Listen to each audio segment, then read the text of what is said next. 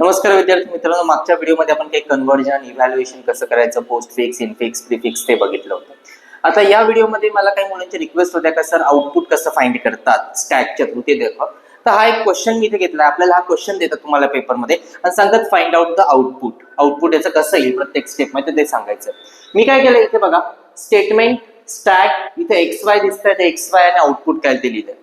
आता initially init stack, तर आपल्याला सगळ्यांना माहिती इनिट स्टॅक मध्ये इनिशियली टॉप जो असतो तेथे आपण म्हणू शकतो टॉप आपला काय असणार आहे -1. सध्या तरी माझा स्टॅक एम्प्टी आहे.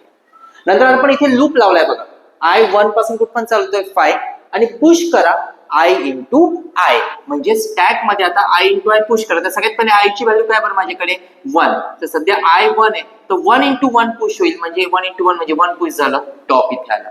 मग I2 होईल तुमचा, I ची व्हॅल्यू काय झाली बरं माझ्याकडे इथे 2, तर 2 into 2 म्हणजे काय येईल तुमचं इथे 4 पुश झाला. परत I ची व्हॅल्यू होईल तुमचा इथे 3, तर इथे तुमचा 3 चा काय प्रिंट होणार तुमचा 3 into 3 म्हणजे काय जाईल तुमचा इथे 9 झाला इथे. परत I ची व्हॅल्यू तुमची 4, तर 4 into 4 म्हणजे काय जाईल तुमचा इथे 16. परत I ची व्हॅल्यू झाली माझी 5 into 5 म्हणजे काय झालं 25. I ची व्हॅल्यू जेव्हा 6 होईल तेव्हा 6 इज लेस दॅन 5 का नो, तर बाहेर येणार, म्हणजे माझा टॉप सध्या इथे आहे असं दाखवायचं. नंतर मी म्हटलं इथे पॉप करा x इक्वल्स टू पॉप, तर लास्ट इन फर्स्ट आउट, तर लास्ट इन 25, तर x मध्ये कोण येईल बरं माझ्याकडे इथे 25. परत y इक्वल्स टू पॉप म्हटलं, तर y मध्ये कोण पॉप होईल, म्हणजे आता माझ्याकडे स्टॅक मध्ये 16 पण पॉप होईल, म्हणजे इथे माझ्या x मध्ये आला 25, y मध्ये आला 16, म्हणजे माझ्या स्टॅक मध्ये उरलंय 1 9 4 सॉरी 1 4 and 9, तर टॉप इथे झालेला माझा. त्याच्यानंतर आपण बघूया, आपण एक्स वाय इकडे लिहिलेले, तर ऑब्विसली वाय ची व्हॅल्यू मी इथे लिहितो, दॅट इज होती 16. नंतर परत म्हटलं push I into I, push करा म्हणजे स्टॅक मध्ये टाका परत, तर 1 4 9 तर आहे आय मध्ये माझ्याकडे शेवटी काय होते ते 6, तर 6 into 6 म्हणजे 36 पुश झालं.